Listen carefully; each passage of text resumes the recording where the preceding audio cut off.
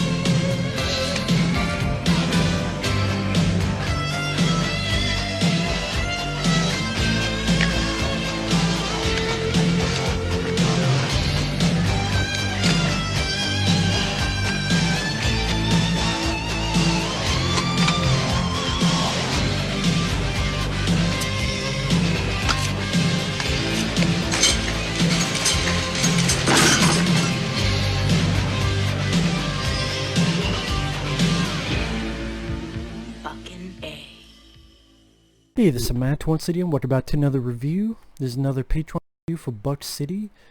First off, I apologize for the noise of the fan.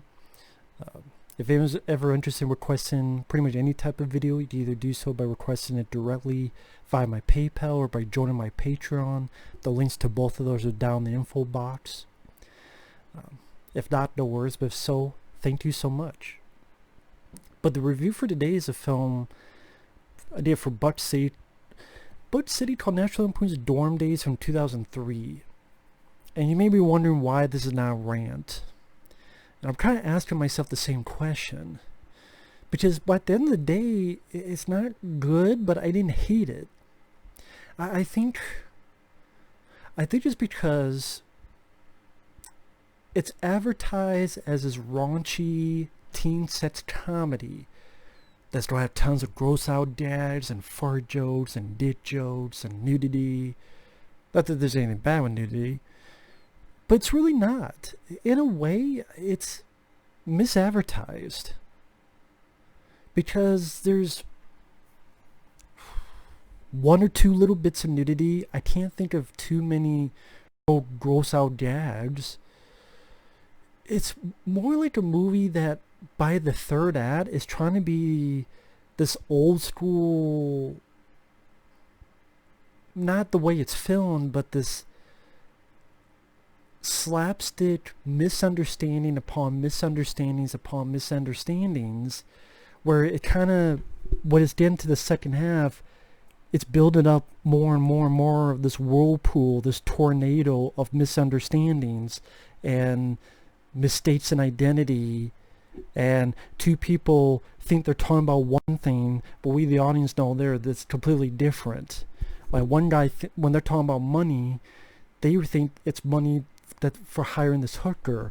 Meanwhile, no, it's money that this criminal wants because this purse went to the wrong person. And then that person has the wrong purse and it got to this person. But they think it's a different purse. Because these two think this person's a wife beater. But no, we saw that previously. He's not a wife beater. He was just reading a script of a play that was conversing with someone. And then there's a point where Patrick Renna, those who don't know who that is, that's the guy who played Ham in The Sandlot. He was also in The Son-in-Law with Pauly Shore. He's been a couple others. He really lost quite a bit of weight. And it's cool to see him in there, because I remember him from those movies. And yeah, I'm not going to sit here and say it's that good of a movie. It starts out with Chris Owen. He was the Shermanator in the American Pie films. He's this virgin. And he's like, I'm not going to give my special gift to a hooker. And Patrick Renna is his buddy saying, no, I'm going to hire you a hooker. It's Christmas time at the dorms. And I'm like, oh God, this guy's going to be the lead character. Thankfully, he's not. Thankfully, he fucking disappears early on and is forgotten until the very end of the movie. Because I'm just not much a fan of that actor. Whether he's in the American Pie films or whatnot. let's say like a girl gets a wrong package, and that leads to Courtney Gaines from Children of the Corn is in this as someone who's a criminal. And yeah, Patrick Renna is hiring this hooker, and he thinks he has her, but no. Instead, he has the foreign exchange student who doesn't speak English, and then the hooker, they think she's a foreign exchange student, but because they call the cops are there. The hooker doesn't want to be arrested, so then she pretends to be a foreign exchange student.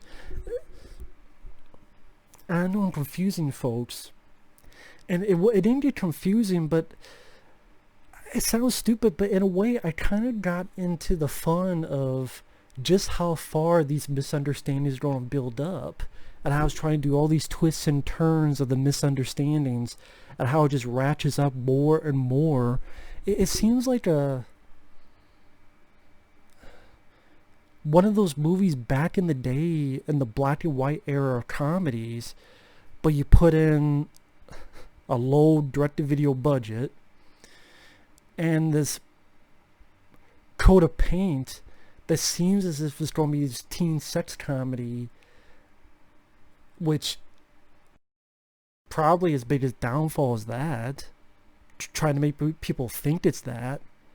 Like the sequel is more like that, and the sequel is less of a budget, and the sequel is what I thought this film was, which Butch City requested the sequel, and I'll get to that. And yeah, this got a sequel, so I guess this sold enough copies on DVD for that.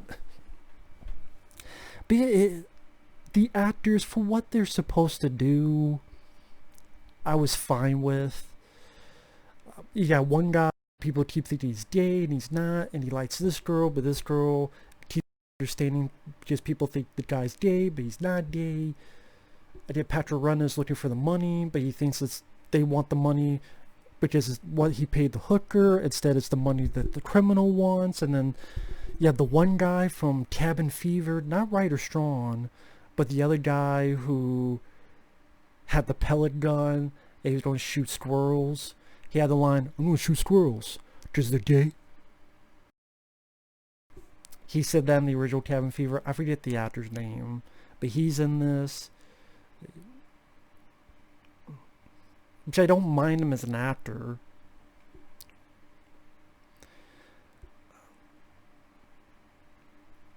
I really don't even know what else to say. I should have looked up like who directed it and stuff. If I try to go into it, I probably will confuse the fuck out of people and confuse the fuck out of myself. And this is not a movie I'm going to call a gem. It's not a movie that I'm going to defend, because there's one stupid scene where one girl, after all this ramping up of all these misunderstandings from all these people, as if it's the fucking biggest episode of Three's Company.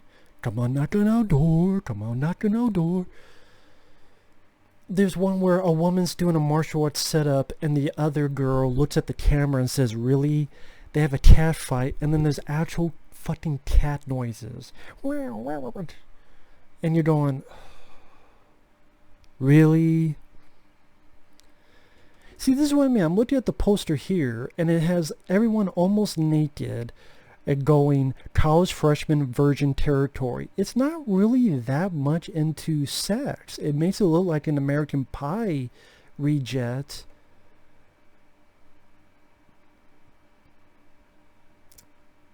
And it doesn't have a ton of that type of stuff. You think it will at the beginning. There's one little fantasy, like, dream sequence that Patrick Renna's character has where he's picturing two girls. I would say that's the most of it. I guess there's an unrated version. Maybe that's what people saw and reacted to. I don't know.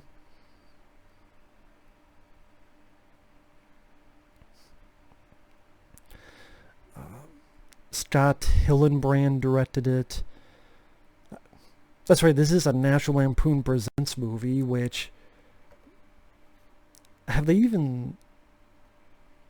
I'm trying to, like, have they stopped doing that? I think the last was what? 2011, National Lampoon Snatched. with Andrew McCarthy and Ernest Borgnine? Andrew McCarthy and Ernest Borgnine. Andrew McCarthy and Jonathan Silverman? You're telling me the two guys from Weekend and Bernie's teamed up together again?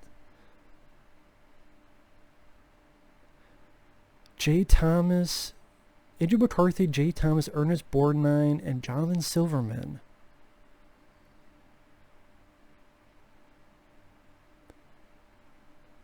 I've never even heard of this. It looks like a stand-up show on the poster. I've never even heard of this film. Wow. Is it that bad that because I've never heard it? Transylvania?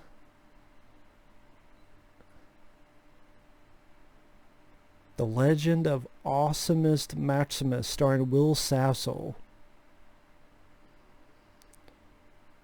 Endless Bummer, starring Matthew Lillard.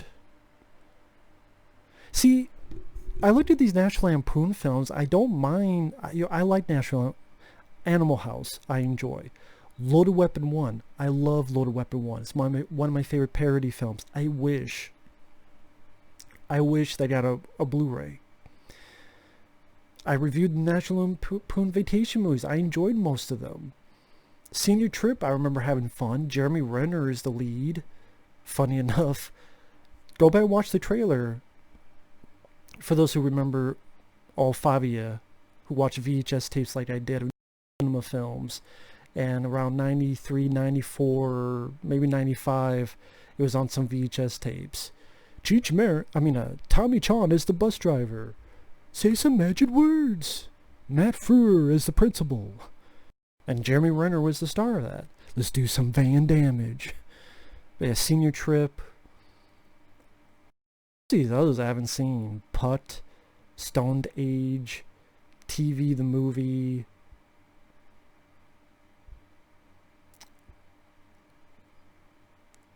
Was there another one that I saw that had...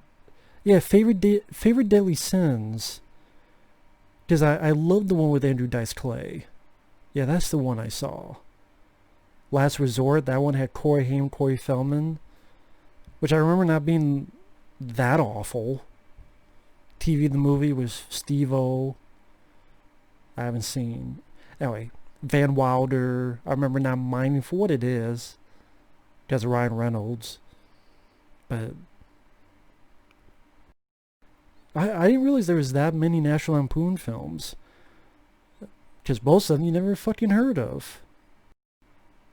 National Lampoon's Robodoc.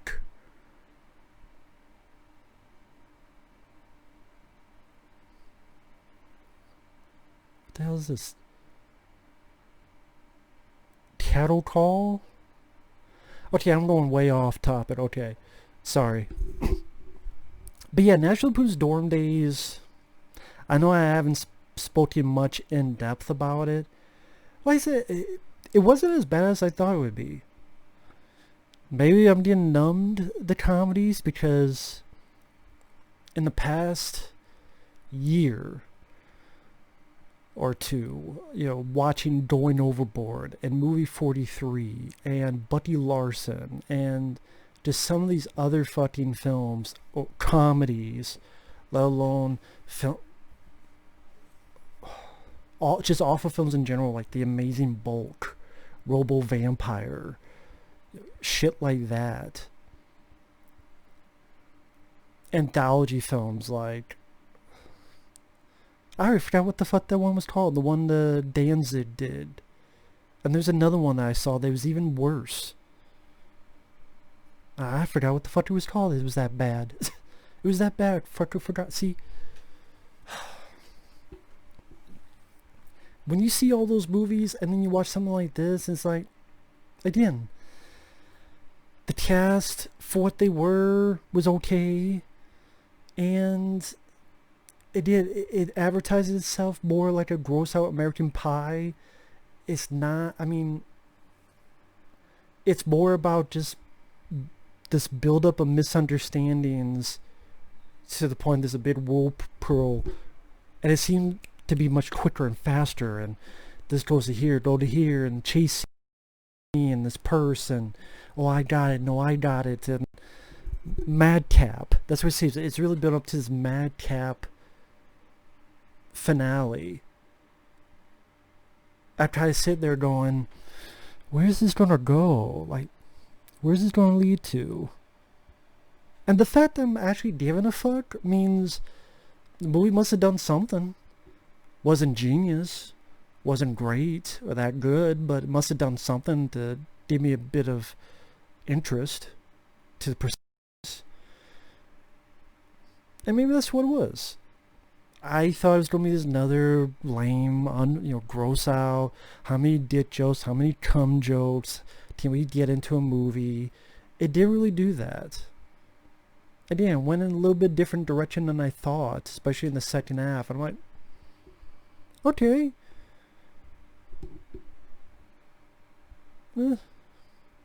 Not the worst movie I've seen. Not by far. So, kind of... The second one is bad, but this one, I didn't mind for what it was. I think, I don't know, you're bored, you want to watch a comedy you've never seen. Can you do better? Of course, but you do much worse. And I think it's worth at least one shot. Again, it's not that bad. Fuck, I'd rather watch this than the Vacation reboot that I ranted on, among others. But thanks for watching. Take care. We'll see you guys later. Bye-bye.